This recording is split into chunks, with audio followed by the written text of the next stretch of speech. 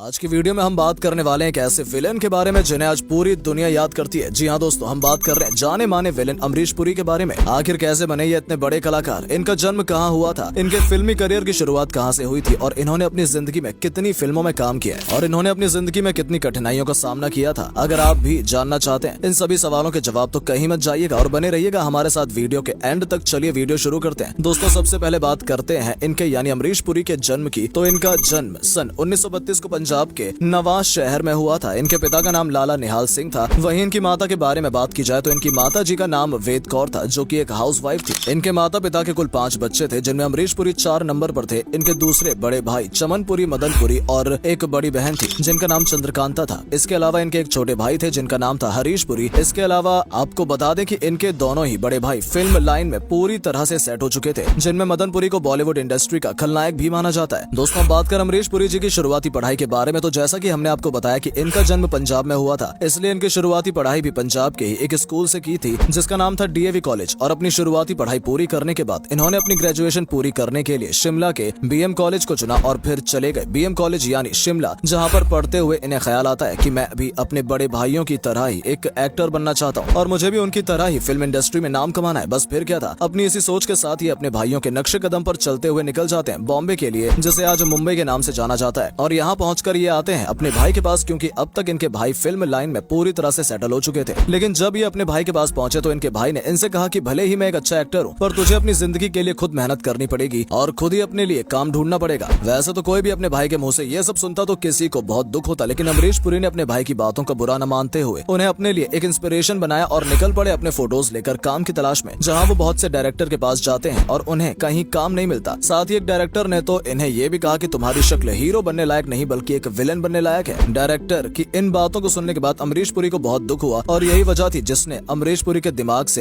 Acting का भूत निकाल दिया। अब तक इनकी कॉलेज की पढ़ाई पूरी हो चुकी थी तो इन्होंने एक नौकरी की तलाश शुरू कर दी और इन्हें कुछ समय बाद ही एक सरकारी नौकरी मिल भी जाती है जिसका नाम था कर्मचारी राज्य बीमा निगम, जहां इन्होंने कुल 21 सालों तक नौकरी की थी। और इसी जगह नौकरी करते हुए सन 1961 में इनकी मुलाकात एक शख्स से होती है जिसका नाम इब्राहिम अलकाजी था। यही वो आदमी था जिसने अमरीश पुरी को धीरे से ही सही पर फिल्म की लाइन की ओर दोबारा से धकेला था, यानी फिल्मी दुनिया में भेजा था। उन्होंने अमरीश पुरी से कहा कि तुम नाटकों में काम कर लो और तुम्हारा जो भी शौक है उसे पूरा करो, क्योंकि कभी अपने शौक को अपने अंदर दबाकर नहीं रखना चाहिए। इब्राहिम अलकाजी की इन बातों को सुनकर अमरीश पुरी को दोबारा से फिल्मी लाइन में जाने के लिए मोटिवेट कर दिया गया और इसके बाद ही अमरीश पुरी ने सन 1961 में रंगमंच पर अपना कमाल दिखाया और इसके बाद उन्होंने रंगमंच के महान कलाकार पंडित सत्यदेव दुबे के साथ एक असिस्टेंट के तौर पर काम करने लगे। अपने कई इंटरव्यू में इन्होंने सत्यदेव दुबे को अपना गुरु माना है, क्योंकि सत्यदेव दुबे ने इन्हें एक्टिंग के लिए आगे प्रोत्साहित किया था। और भले ही उस वक्त अमरीश पुरी स्टेज पर काम कर रहे थे, लेकिन सिल्वर स्क्रीन उनसे कोसों दूर थी। इसके बावजूद नाटकों में इन्होंने अपने रोल को ऐसे नवाजा कि इन्हें एक संगीत नाटक अकेडमी नाम का एक पुरस्कार भी मिला। और नाटकों में इतने अच्छे काम के बाद इन्होंने एड्स में और फिल्म में छोटे मोटे किरदार के रूप में काम किया। फिल्म में काम करते हुए अमरीश पुरी उस समय भी अपनी नौकरी को बखूबी निभा रहे थे। चलिए दोस्तों बढ़ते हैं वीडियो में आगे, लेकिन आगे बढ़ने से पहले अगर आपने अभी तक हमारे वीडियो को लाइक और हमारे पेज को फॉलो नहीं किया है तो जल्दी से कर लीजिए। इनकी पहली फिल्म थी मराठी भाषा में बनी शांतता कोर्ट चालू आहे, जिसमें अमरीश पुरी जी ने रेलवे स्टेशन पर गाना गाते हुए एक अंधे आदमी का रोल निभाया था। और एक मशहूर किस्सा ये भी है कि इस मंच पर काम करने के दौरान एक डायरेक्टर की नजर इन पर पड़ी, जिन्हें इनकी एक्टिंग काफी अच्छी लगी, जिसके बाद उस डायरेक्टर ने इन्हें रेशम और शेरा फिल्म के लिए साइन किया, जो कि सन 1971 में रिलीज हुई थी। और इस फिल्म को ही अमरीश पुरी की डेब्यू फिल्म माना जाता है। इनकी एक्टिंग के अलावा लोग इनकी आवाज में भी काफी दीवाने हुआ करते थे, जो कि इनके विलेन के रूप में पूरी तरह से सूट करती थी। खैर छोटे मोटे रोल को करने के बाद इनकी जिंदगी में बड़ा मोड़ आया जब प्रोड्यूसर बोनी कपूर ने अमरीश पुरी के अंदर एक कलाकार को पहचाना और 1980 में अपनी फिल्म हम 5 में एक सबसे खास विलेन का रोल दिया। 1980 में बनी ये फिल्म तो हिट रही, साथ ही साथ इस मूवी को अमरीश पुरी की एक्टिंग ने भी काफी खास बना दिया था। और इस फिल्म से ही अमरीश पुरी को एक नई पहचान मिली, यानी एक विलेन की पहचान। फिर 1980 के बाद सन 1982 में इन्होंने विधाता फाइल के लिए साइन किया गया, जिसमें अमरीश पुरी एक स्मगलर के रूप में नजर आए थे। और इसी साल इन्हें एक और फिल्म में विलेन के रोल में काम मिला, जिस फिल्म का नाम था शक्ति, जिसमें इन्हें अमिताभ बच्चन और दिलीप कुमार के साथ काम करने का मौका मिला। फिर 1983 में बनी हीरो फिल्म में अमरीश पुरी ने जो पाशा का रोल निभाया था वो तो भूलने लायक ही नहीं था, इसलिए आज भी लोग पाशा को याद करते हैं। वहीं इस फिल्म के बाद तो जैसे सुभाष घई की हर फिल्म के लिए इन्हें ही विलेन लिया जाने लगा, क्योंकि अगर आज भी 1980 से लेकर 1990 के बीच बनी कितनी भी फिल्मों को देखा जाए तो विलेन के रोल में सिर्फ यही दिखेंगे। इन सभी फिल्मों में विलेन बनने के बाद अमरीश पुरी को अपनी पुरानी एक बात भी याद आ गई कि जिस डायरेक्टर ने उन्हें कहा था कि हीरो बनने के लायक नहीं बल्कि एक विलेन बनने के लायक हो, शायद वो डायरेक्टर अमरीश पुरी के लिए एक फरिश्ता था, जिसे पहले से पता था कि इन्हें कहां पर सफलता मिलेगी। वैसे दोस्तों जैसा कि हमने आपको पहले बताया था कि इन्हें इनकी एक्टिंग के साथ साथ इनकी इनकी भारी भरकम आवाज के लिए भी पसंद किया जाता था। पर क्या आपको पता है कि इनकी आवाज सभी लोगों से इतनी अलग क्यों थी? अगर नहीं पता तो चलिए हम बताते हैं। दरअसल इनकी भारी आवाज के पीछे हर दिन की 3 घंटे की मेहनत छिपी हुई है। जी हाँ दोस्तों, अमरीश पुरी हर दिन अपनी आवाज को सबसे अलग बनाने के लिए करीब 2 से 3 घंटे प्रैक्टिस किया करते थे और अपनी मेहनत के बल पर ही इन्होंने बहुत सी फिल्मों में विलेन का रोल निभाया। लेकिन इस दौरान उन्होंने बहुत सी जगह लोगों को भावुक भी किया था, जिसका सबसे अच्छा एग्जाम्पल घातक मूवी है। अब इनकी पर्सनल लाइफ के बारे में बात करें तो इनकी शादी उर्मिला देवकर से हुई थी, जिसके बाद इनके 2 बच्चे हुए और इनके पोते वर्धन पुरी आज भी फिल्म लाइन में स्ट्रगल कर रहे हैं और इनकी पोती एक डॉक्टर है। लेकिन 12 जनवरी सन 2005 में ब्रेन हेमरेज की वजह से इनका देहांत हो गया, जिस वक्त उनकी उम्र 72 साल की थी। अपने जीवन में अमरीश पुरी ने बॉलीवुड और हॉलीवुड की कुल 400 से ज्यादा फिल्मों में काम कर लिया था। इनकी आखिरी फिल्म थी किसना, जो कि सन 2005 में रिलीज हुई थी। दोस्तों बात करें इनके अवार्ड के बारे में तो इन्हें कुल 3 फिल्म फेयर अवार्ड मिल चुके हैं। इसके अलावा भी इन्हें काफी सारे अवार्ड मिले थे। अब बारी आती है इनके नेटवर्थ की। तो जब इनका निधन हुआ था उस वक्त इनकी नेटवर्थ 148 करोड़ रुपए थी। तो दोस्तों ये थी 19वीं सदी के सबसे जाने माने विलेन की पूरी लाइफ की कहानी। इनकी कौन सी फिल्म आपको सबसे ज्यादा पसंद है? कमेंट करके जरूर बताएं। साथ ही ऐसी और मजेदार वीडियोस के लिए पेज को फॉलो कर लीजिए। धन्यवाद।